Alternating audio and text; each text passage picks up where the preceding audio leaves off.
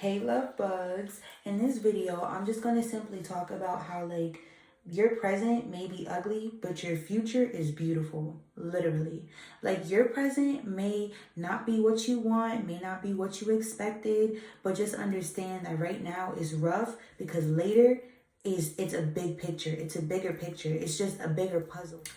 Tell the future. Yes, you need to tell the future. You need to tell the future how you see things to go, how you would like things to go, and what you see yourself being and what will be happening during that time. So basically prophesy over your life, right? Especially when you're praying too, when you're praying, pray as if you already have what you want.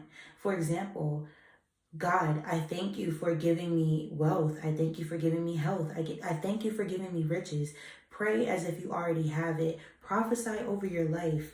Speak over your life. Tell your life that this is what we're going to do.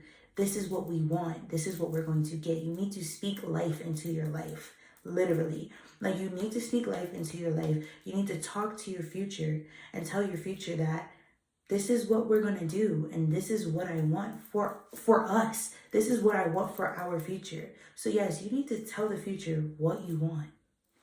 Now, this one is really hard because it's really, really hard because look, it's going to be hard because this is the present, right? And like I said, your present might be hard, right? And you got to show gratitude. You have to.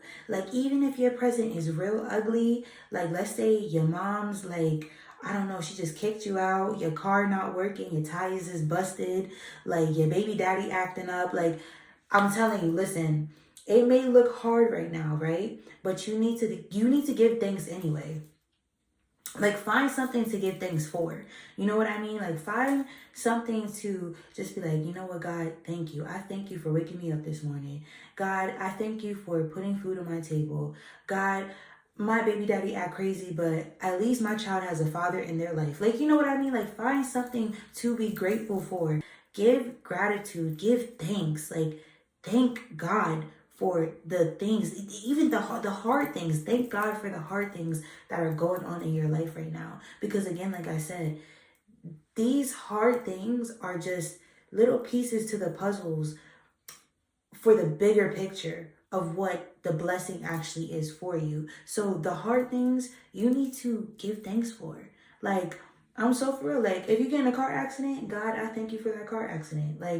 I don't know what it signifies, what it means, where it's leading me, but I thank you that it happened, and I thank you that I'm safe and that I came out whole. Or, I thank you that you spared my life. You need to give thanks for the hard things. Give gratitude. And I want to piggyback off of when I was saying give thanks to the hard things, right? Understand that those stumble blocks in your life are usually the things that lead you closer to God. Always understand that.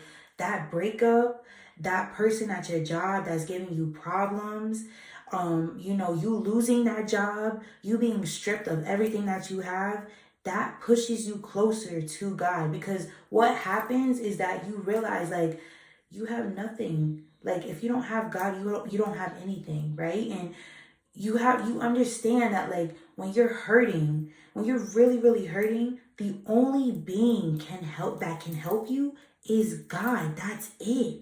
Nothing else can give you comfort like God can give you comfort. Nothing else can give you the love that you need that God can give. You know what I mean? That's why I said give thanks to those things that are hard right now. Give thanks to those things that, that it seems like a stumble block. In order to receive a blessing, you need to show God that you are a great stewardess of the things that you have now, right? So I already talked about how you should give thanks, but now he has to see okay, can she take care of that car? Can he take care of that, I don't know, I guess new computer that he just got? Can he or she take care of that? He needs to see that you can take care of the little things and the blessings in your life. You say you want an apartment, right? And you still living at your parents' house.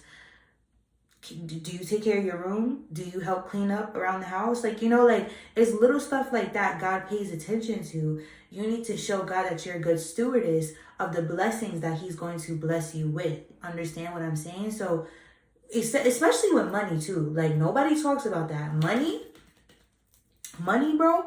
You want money? You got to show God that you know how to spend money and you know how to grow money and take care of your money, bro. Like, especially with money, like you have to show God that you could be a good stewardess of your money. And I'll do another video on that too, but you need to show God that you could be a good stewardess of your money if you want like money and stuff like that. But like blessings as a whole, you have to show God that the stuff you have now, you could be a good stewardess of those things. Okay, now that you've basically, you know, learn to be a good stewardess and, you know, you're giving gratitude and, you know, you're speaking over your life and stuff. Now it's time for you to respect the blessing. Respect the blessing that God is giving you. The blessing that God is giving you, respect it. It's like as if when like your grandma or your granddad gives you like a gift, like it's just respectful and polite of you to basically just respect the gift that they brought you. You understand what I'm saying? Like, you got to take care of it. You have to respect it. Respect the blessings that you get. Because if you don't respect the blessings that you get, you're not going to be blessed. Because that's rude. Like, think about it. Like, God give you a blessing and you don't take care of it. That's disrespectful. That's rude. Like, I just gave you a gift and now you don't, like, you just messed it up. Like, you're not taking care of it. You've been praying for this, asking for this, the life that you've been asking me to give you, but now you don't know how to maintain it or take care of it. Like, you know, that's why like all of what I said before is just build up to when you actually get the blessing so you know how to take care of it. You have to respect the blessing that God is going to give you. Understand that. Now this one here, you gotta learn how to cállate la boca. Shut it up. Be quiet. You gotta learn how to be quiet. You gotta learn how to move in silence. You have to be quiet. When you get blessed, you need to be quiet. You can't be telling everybody, like, you know, oh, I got a new car, I got a new house, and this is what God did for me, da da da da da. Like, don't be bragging and boasting, because just like he blessed you, he'll take it away too. He'll snatch it up too. Don't do that. Don't boast and brag about it. Don't ever do that. Like, just move in silence. Just move in silence. Have the attitude of like, when you see me, you see me. And when you see me, just know I'm on top. That's that. That's that. You don't need to boast and brag and post on a gram like, yes, just got my new Mercedes. Like, what's up? Like, we outside. Like, no, you don't need to do all of that. Like, when you see me, you see me. And when you see me, just know I'm up there. I'm on top. When you see me, just know I got blessed. That's that. And you don't need to brag about it. Matter of fact, this is the thing. When it comes to those people that were hating on you, right? You don't need to put it in their face. You ain't gotta shove it in their face to let them know that you got it. Because you enjoying the fruit of your labor is already like a swole moment for them.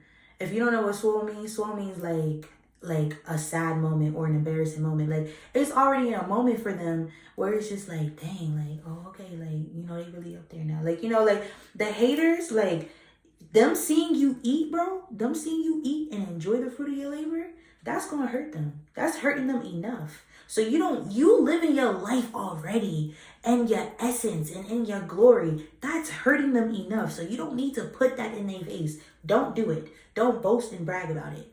Learn how to just be silent, move, like, you know, just be chill, bro. Like, don't be doing too much. Like, relax. Like, relax. Be quiet. Don't be talking. Be quiet. And just chill. Live life how you was living life before. You understand what I mean? Like, move in silence. That's just that. Now, this one is my favorite because I love to imagine. I do. I love to imagine, right? And I love to daydream a little bit. And I like to, like, you know, just envision the things that are going to be for me. You need to remind yourself who you are and where you're headed, right?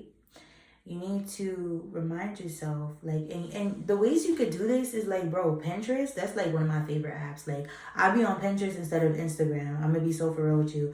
Pinterest, bro, like, go on Pinterest, look at, you know, like the things that's on your board. Like, matter of fact, let me show y'all my Pinterest. Like, look, y'all, look. I envision this all the time for myself, like where I'm heading, where I'm going.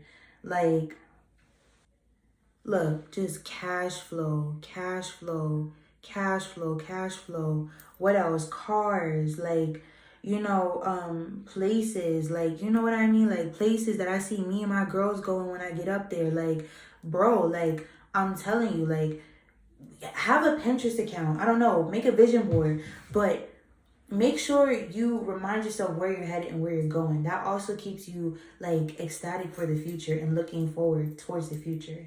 Now, like I said, remind yourself where you're headed, but forget where you were, right? Know who you are, but forget where you were. And when I say forget where you were, you can't live in the past, babes. Like, you want to go to the future, you want to look forward to the future, you want to be excited for the future.